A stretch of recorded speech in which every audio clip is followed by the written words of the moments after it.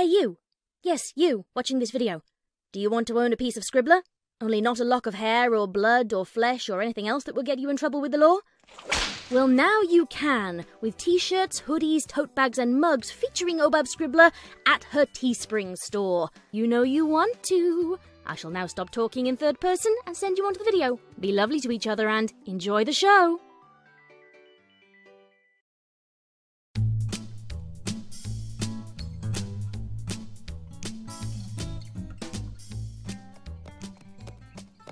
As Twilight approached Sweet Apple Acres on that sunny Monday, she was relieved to see Applejack right next to the sign, mending one of the white fences. She was headed there to talk to her friend, and now she didn't have to make the trek through rows of apple trees in search of her. "Applejack," Twilight said when she was close to the earth pony, "can I ask you a question?" Applejack looked up and smiled. She dropped her hammer from her mouth and said, "Why, sure, Twilight. Ask away." Twilight smiled and blushed.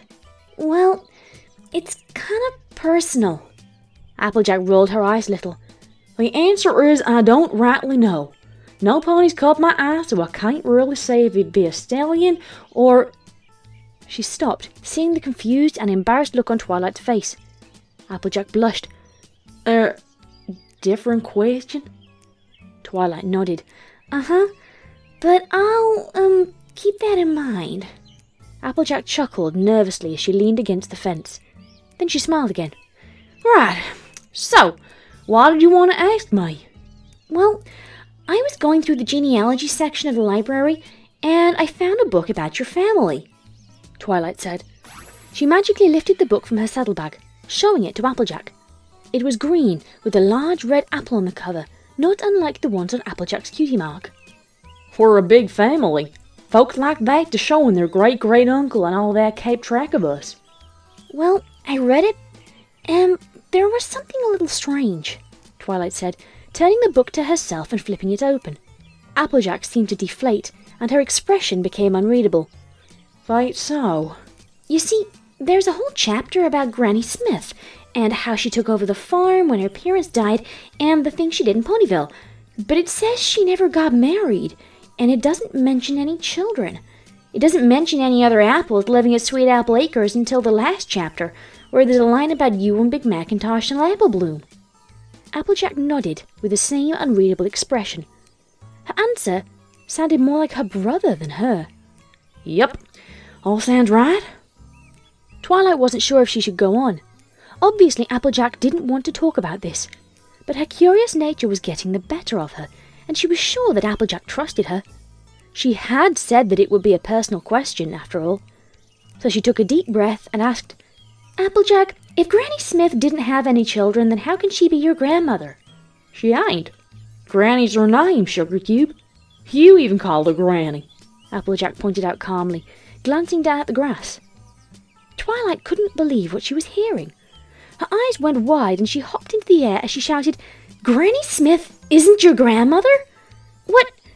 I mean, who? How are you related to her, then?"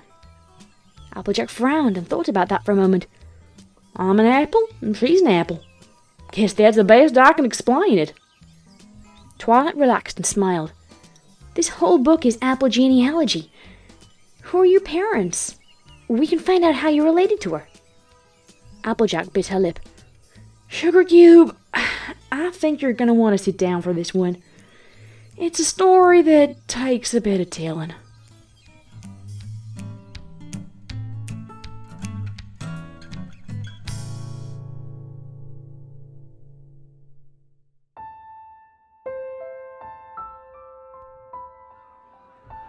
It all started with the train wreck, the worst any pony could remember, just outside of Ponyville. Every pony in town was there to help find survivors and clear the wreckage, and of course, Granny Smith was taking charge. She was younger then, with yellow hair and a smooth green coat, and a formidable personality that no pony in Ponyville wanted to cross.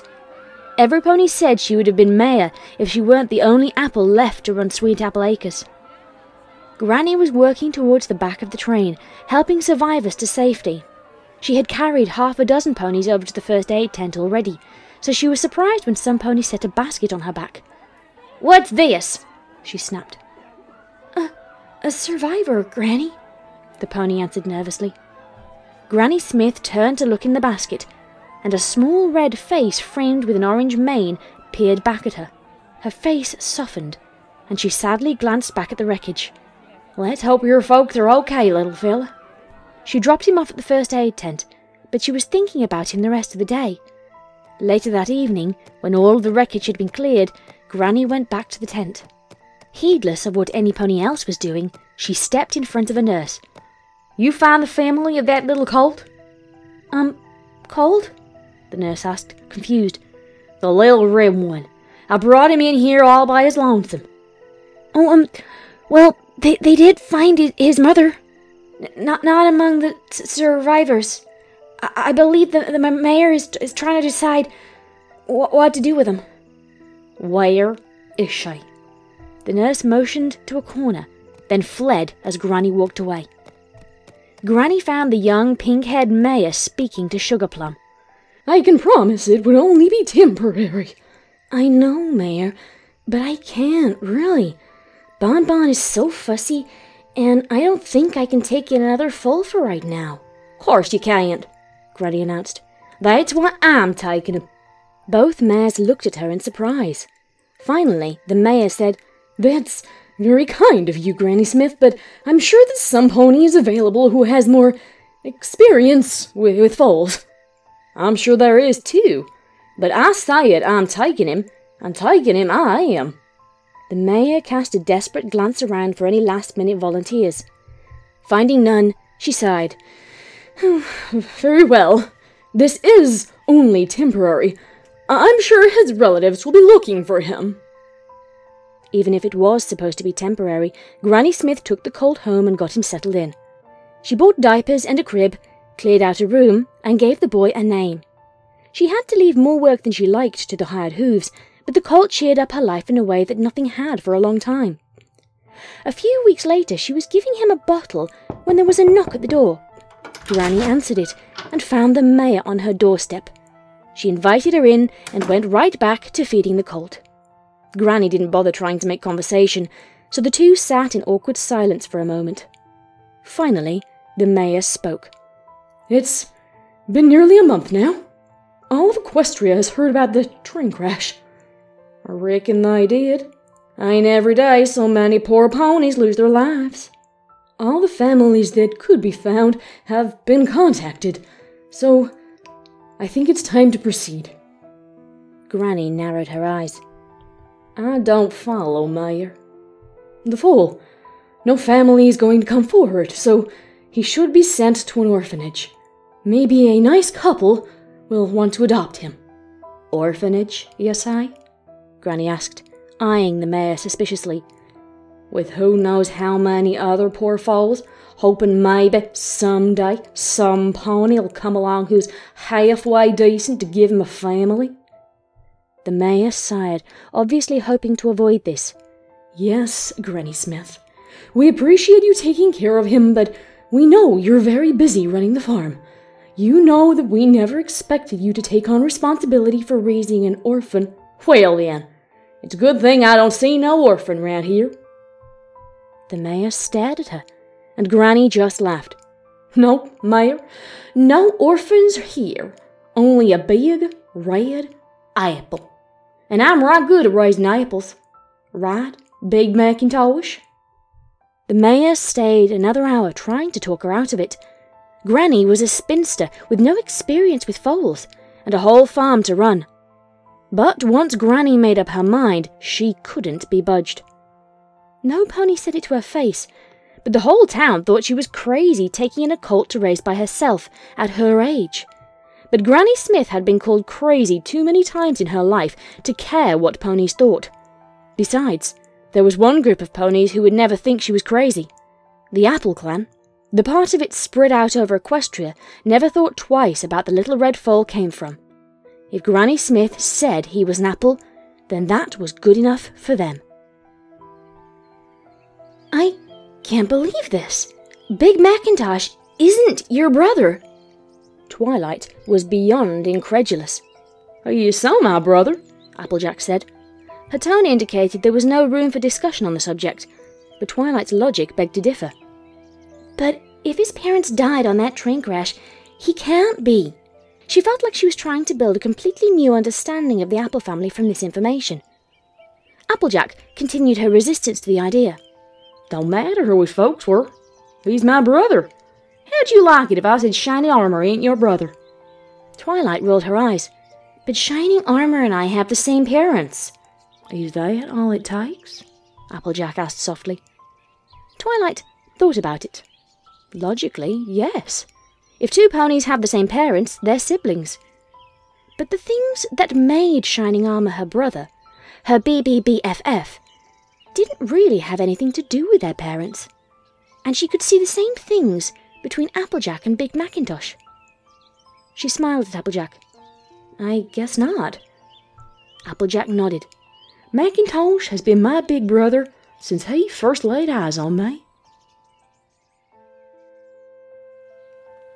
If folks in town thought Granny Smith was crazy, it seemed some pony somewhere appreciated the gesture. Word must have gotten around that she took in Macintosh without a thought, given what showed up next. It was a bright, sunny summer day, and the field hands were bucking away. Granny Smith was getting older. Her hair was going white, but that couldn't keep her from doing her share of the bucking. She was in the middle of her work when Macintosh came running up. He was just a little tyke, still waiting for his cutie mark. He was quiet both at home and at school, and Granny sometimes worried that he was lost in his own world too much. Granny, there's something by the front fence you ought to see. Granny paused in her apple bucking and wiped the sweat from her forehead with a hoof. Right then, let's see it. She knew that the colt probably wanted to show her a bird's nest that had fallen, or an interesting rock, but she didn't mind a break to spend a few minutes with her boy. He needed to talk more to other ponies, and if she was the other pony he had to talk to, then she'd better make sure that she was up to the job. As they neared the front fence and Sweet Apple Acres' sign, Macintosh pointed out something brown on the ground. An old Stetson hat, Granny saw. She was about to tell Macintosh that he could have it, but as she got closer, her eyes went wide as she saw what was inside it. Curled up in the Stetson was a tiny orange foal with a gold mane. She was sleeping soundly, sucking the edge of her forehoof in her mouth, her gold tail wrapped around her like a blanket. Well, I'll be. Another apple, Granny muttered, looking around. There was no pony anywhere. She thought for a moment that she ought to try to find the filly's parents, but she didn't have any real hope. Babies don't fall asleep in hats and get left at the side of the road by accident. Who she belongs to, Granny? What do we do with her? Well now, little fella, unless some pony comes looking for her, we'll keep her and raise her up. Looks like you got a little sister. He smiled gently at the sleeping foal. I always wanted a sister. I bet little Applejack here always wanted a brother. As time went on, it turned out that Applejack did want a brother. From the time that she could trot, she followed Big Macintosh everywhere on the farm. Big Macintosh remained quiet, but Applejack did the talking for both of them. Often Granny would hear a one-sided conversation and peek in the barn to find Macintosh literally roped into teaching Applejack how to use a lasso, smiling gently as Applejack yammered away, often tangled in her own rope. In the evenings after dinner, the two would lay on the floor and play checkers while Granny knitted and listened to the voices of happy foals. Tell me again about the hat, Mac, Applejack said cheerfully. Big Macintosh gave a smile and said slowly, Well, one morning I was walking down by the front fence and I spotted a hat. A Stetson. Applejack grinned as she moved her checker piece. Yep, and I thought, that looks like a mighty fine hat. It'll look good on me. It would have been way too big back then, Applejack giggled. I would have grown into it, but when I got to the hat and looked in, I saw it already belonged to some pony else. It belonged to the cutest little foal I have ever laid eyes on, laying there and sucking her hoof, he said, chuckling to himself. Applejack was still giggling. I was not sucking my hoof. You want to tell the story? Mac smiled and raised an eyebrow, moving one of the checkers forward. Nah, go on. Applejack said, grinning. Mac nodded. So I saw this little foal and I loved her right away. I knew she was gonna need a big brother, someone to look out for her and play with her and show her how to farm. I went and got Granny Smith, and she told me you were my little sister, Applejack. And that's how it's been ever since. I sure am glad you went to look at my hat, Mac. Applejack got up from the checkerboard and walked over to her brother. She was beaming as she gave him a nuzzle on the cheek. He blushed a little and patted her head. I'm glad you were in it. It'll look better on you anyway, when you get bigger. So, you don't know who your parents are? Twilight said, dazed. This was more than trying to understand her friend's unusual family. This was trying to form a completely different picture out of one of her closest friends. Nope, but I got Granny Smith, Applejack said, as though that was the end of it. For Twilight, that certainly wasn't the end of it. Well, yes, but your mother and father, I mean, they probably weren't apples, right? Applejack seemed a little annoyed by the question. I don't know, and I don't rightly care. But Applejack, that means you might not be an apple, and your parents might be alive somewhere. They could be rich and famous, or even royalty. Twilight was beginning to get excited. This kind of mystery could be so much fun. There would be research to do and clues to uncover. She used her magic to lift Applejack's hat off. I wonder if we could start with this. Maybe we could find out where it was made, and... Applejack yanked her hat out of Twilight's levitation and flipped it onto her head. Then she glared at Twilight. Twilight Sparkle, you best shut your mouth right now and listen to me. All my life, Granny Smith's been mother and father to me. All my life, I've lived on this farm. No pony has ever told me I ain't an apple. And I don't care who left me here, except they did right by me and put me just where I belong. Every one of us here on this farm is an apple.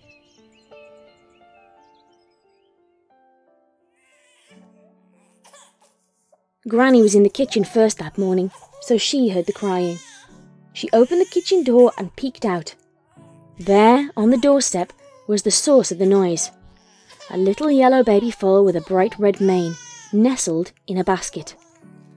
Granny wasn't as young as she once was. Her hip bothered her something fierce, and her apple-bucking days were through. Taking in another little foal at her age wasn't going to be easy. Even so, she picked up the basket by the handle and lifted it onto the table. Granny always knew that Celestia put her here to care for all of the apples on Sweet Apple Acres, and if this foal found her way here, she was an apple. Applejack walked into the kitchen, followed by Macintosh. The filly was big enough to wear her hat now, and almost never took it off. Big Macintosh was full grown and lived up to his name. Morning, Granny. What do you have there?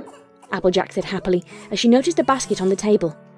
Well, seems the two of you got a baby sister now, Granny said, and then she set a frying pan on the stove like any other day. Applejack's eyes went wide, and she darted to look in the basket. A baby sister? Where'd she come from? Who are her parents? Big Macintosh just made his way over to the basket slowly, smiling. Don't matter. She's an apple now. Applejack pulled the baby out and cradled her in one foreleg. She smiled as the little filly waved her hoof around. Well, I guess she is. Ain't she the sweetest thing? Pretty as an apple tree in bloom. Apple Bloom, Granny said, smiling as she glanced over her shoulder. That's a fine name, Applejack. She'll thank you for it later. Now, I ain't as young as I was when the two of you showed up. I'm gonna need a whole lot of help with this, young'un. Granny chuckled as Applejack puffed up the way that she always did if any pony asked her for help. Don't you worry, Granny. I'll be the best big sister you ever did see. It don't matter how hard it is, she's an apple now. Right, Mac? Yep, Mac said, smiling at the pair of them. Just then, Applejack started laughing. You know, I reckon we should be expecting her to show up. My cutie marks 3 apples, right? Granny smiled at her little family as she made breakfast. She'd raised her foals upright. Applejack and Big Macintosh were good, dependable ponies who'd take care of her and her farm in her old age, and there was no doubt in her mind they'd help her raise their new sister up just as strong. Every pony in town thought she was crazy when she took in that little red colt, but it was the smartest thing she'd ever done. So, there you go, Twilight. You don't need to go looking for my parents, 'cause my family is all right here, and they're the best family any pony could ask for. Applejack finished explaining everything to Twilight with a smile, and maybe a little tear in her eye. Twilight was a little sniffy too. She remembered the warm welcome Applejack and her family had offered to her the first day in Ponyville, and realised that she had always known that the Apples accepted any pony, no questions asked. She just never realised how deep that went. I'm happy for you, Applejack. You guys are really lucky. You're the closest family I know. I guess it doesn't matter how you became a family if you all love each other so much. Applejack grinned. I know it. I thank my lucky stars every night for all of them. Now, if you don't mind, I gotta take care of my farm and finish fixing this here fence. Twilight smiled. Before I go, can I ask one more question? Sure, Applejack said as she straightened up and stretched a little. If some pony dropped off another baby foal here, would you all take them in? Twilight asked, almost sure of the answer already. Ain't even a question, Twilight. There's no orphans on Sweet Apple Acres, just apples. And we raise some mighty fine apples.